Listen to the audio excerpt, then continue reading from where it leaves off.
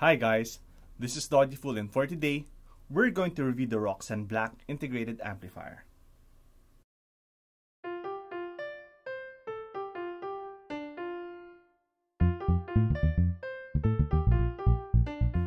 What I like about the Roksan Blak is that sweet mid-range. It's rich and juicy, none of that dry, neutral stuff you tend to hear at this price level. It's dense and forward. It's like you can almost feel the breath of the singer. And the bass is very powerful and strong. It can easily rock the boat, pressurize your room. But despite that, it didn't feel overwhelming or fatiguing for me. It also looks nice. It's not your typical metal box. You have 150 watts of power, enough to power most rooms. And it also includes a very decent phonostage as well as a USB DAC and Bluetooth for your convenience. All in all, a fully featured amp with a very enjoyable sound signature for me. What I don't like about the Roksan Blak is that it's not available in the US, so you will need to import it from Canada, which will make it a bit more expensive, and the second-hand market is practically gone.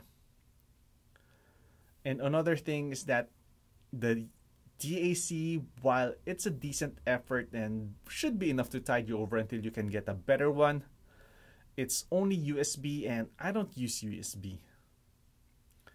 And finally, on a personal note, while I do love its sweet mid-range, I sometimes wish it could be a little bit cleaner and more refined, especially when the audio nerd in me wants to have an analytical listen. But then I start listening and I just start to enjoy the music anyhow. So I've been audiofooled. Like a Willy Wonka golden ticket, a sweet sounding treat if you can find it. If you want to hear more details about the comparison, please keep on watching. Roksan Blak. Large faceplate in front, headphone jack, display, chrome volume knob and input selection buttons. Display indicates the inputs, and there are lights around the volume knob to show how much volume there is, apart from showing the number in the main display. Power button is the front left underneath, so while it is out of the way, I think I prefer it like this versus being placed on the back. Vented case seems like your ordinary, and it did get warm but not hot even with all day listening. At the back, you have the WBT binding post on opposite ends providing 150 watts of power. Then the phono input, 3 line inputs and an XLR provide analog options. Then you have Bluetooth and USB. All in all, a nice looking integrated amp if you can find it. Unfortunately, I haven't seen this in the US and only seems to be available in Canada. First, we compared to the Schiit Aegir using the KEF LS50 speakers and Yggdrasil. For me, I preferred the Roksan Blak in 3 out of the 5 tracks. Bass was much louder in the Blak, but plastic hamburgers also rocked harder and with more emotions. For the quieter, more refined type of music, the Aegir excels with more details. Electronica and rock, I would use the Blak to party on, and then after the party, relaxing with the daiquiri on hand, listen to the Aegir. In terms of bass, the Aegir always gets some flack for having only 20 watts and so can't do bass, blah and all that nonsense. But if you care about bass definition, the Aegir actually has it done better than a lot of other amps, including this Roksan Blak.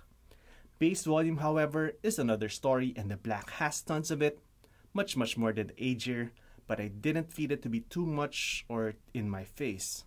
And it's just done so satisfying. Mids are also thicker and richer in the Roksan Blak, giving voices and piano notes more heft, but that thickness may be why it doesn't sound as agile as the Aegir, and more textures and subtle change in volumes are more easily heard in the Aegir. The Blak is also a bit more forward with the vocals as well as the highs, which might come off as a bit harsher with some speakers, but I never did feel it come off as such with all the speakers I've tried it with. The Aegirs, though, are also more agile in the highs and sound silky smooth.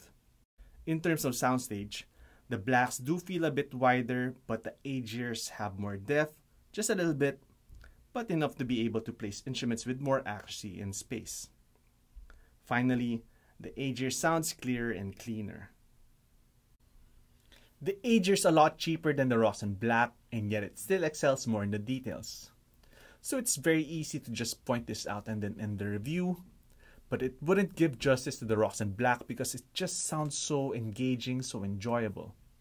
And yes, it doesn't resolve as much as the Aegir, but with the Blak, I just don't care and just start enjoying the music.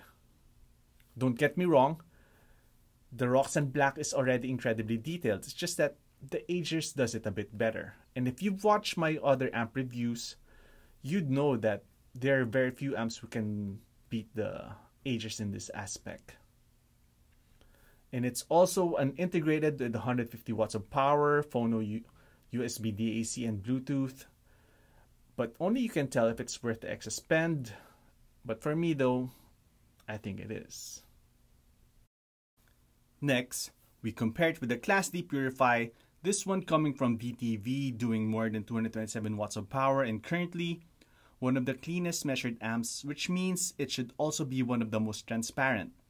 But transparency and neutrality doesn't necessarily mean the most pleasant sounding, as I prefer the Blak in all my songs.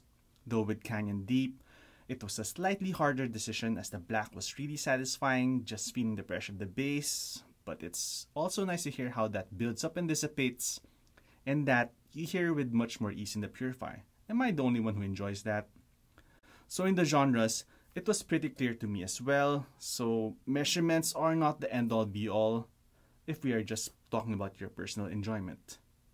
In terms of bass, the Purifi got it perfectly and all the bass details are there and fully realized.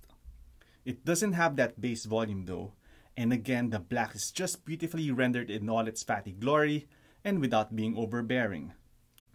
Mid-range is rich and juicy and vocals are more forward in the Blak, but like the Aegir, the Purifi does have a bit more texture in them. The Blak also sounds slightly sharper and brighter, but the Purifi is crystal clear as is expected with an amp with super high to signal noise ratio. The Roksan sounds a bit more 3D with a bit more depth, but the Purifi has extreme resolution, easily separating instruments and sounds from each other, albeit in a shallower plane. The Purifi is much more silent as well. If your goal is what the artist intended and need to have that most transparent, neutral setup, then very few amps can do better than the Purifi in this aspect. For me though, I want to spend my money on what gives me pleasure. I want to listen to the music as it pleases me and not somebody else's. And the Blak, it pleases me more than the Purifi. It's like choosing between a ribeye and a sirloin. My nutritionist tells me to get the sirloin because it has less fat and has more muscle building protein. But for me, it's not even a choice. That said, I still believe in the Purifi as the essentials are there.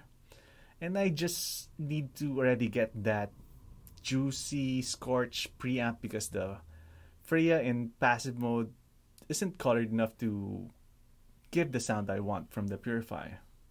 But until then, I'll just keep on listening to the Roksan Blak. Thank you for watching and I hope you enjoyed this video. If you have any comments or suggestions, just write them down below.